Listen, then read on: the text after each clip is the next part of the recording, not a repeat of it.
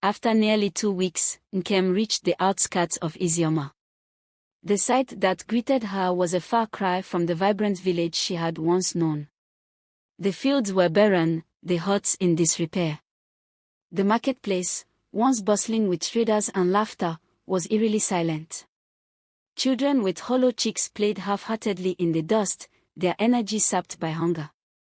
Women gathered by the dry riverbed, their faces etched with despair. Nkem's heart clenched as she realized the extent of the village's suffering. She made her way to her family's compound, her footsteps hesitant. The familiar scent of her mother's cooking was absent, replaced by the acrid smell of ash. Her family's hut stood intact but looked weathered and forlorn. As she approached, a figure emerged from the doorway. It was Ngozi, her mother. Ngozi's eyes widened in disbelief as she took in the sight of her daughter. "Nkem," she whispered, her voice breaking. "Is it truly you?" "It is I, Mama," Nkem replied, tears streaming down her face. The two women embraced tightly, their sobs mingling in the quiet air.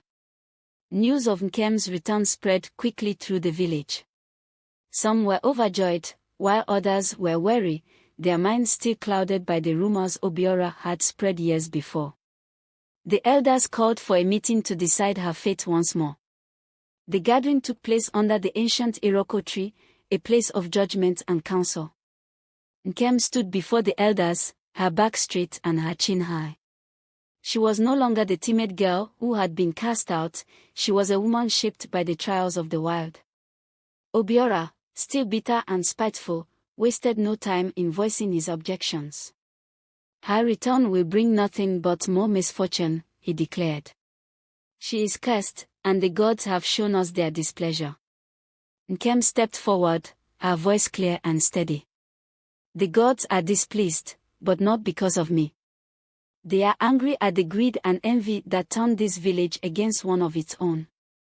Your suffering is not my doing, Obiora, it is the consequence of your own actions." The crowd murmured, some nodding in agreement while others looked uncertain. "I have returned not to seek revenge, but to help," Nkem continued. "The forest has taught me many things. If you allow me, I will show you how to heal the land and restore our village." Despite Obiora's protest, the elders allowed Nkem to stay and prove herself. She began by leading a group of villagers into the forest to gather seeds, herbs, and other resources. She taught them how to plant crops that could thrive even in dry soil and how to use the herbs for medicine. Under her guidance, the village began to transform. The riverbed, once dry, began to flow again after Nkem performed the sacred ritual taught to her by Edeora. The fields turned green, and the marketplace buzzed with activity as traders returned. Nkem's beauty, once seen as a curse, was now regarded as a symbol of hope and resilience. Yet, she remained humble, crediting the spirits and the lessons she had learned in the wilderness. Obiora's jealousy, however, continued to fester. Unable to bear Nkem's success, he plotted to undermine her efforts. One night, he set fire to the storage hut where the newly harvested crops were kept.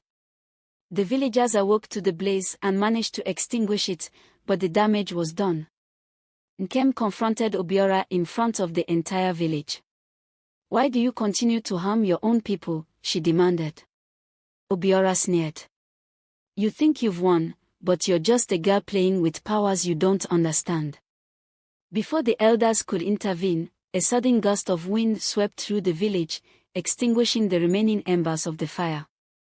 The crowd gasped as a figure emerged from the shadows, Edeora, the seer.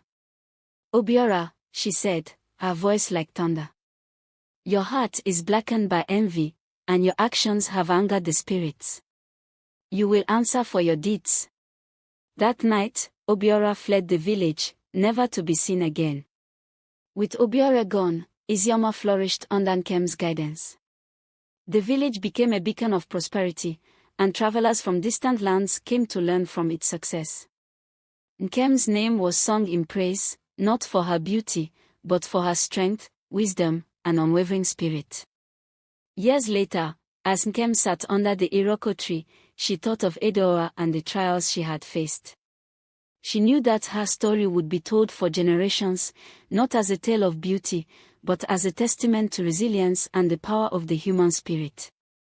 Nkem lived a long and fulfilling life, her beauty eclipsed only by her wisdom. She became a beacon of hope, proving that resilience and compassion could overcome even the darkest trials. When she passed, the village mourned deeply, building a shrine in her honor.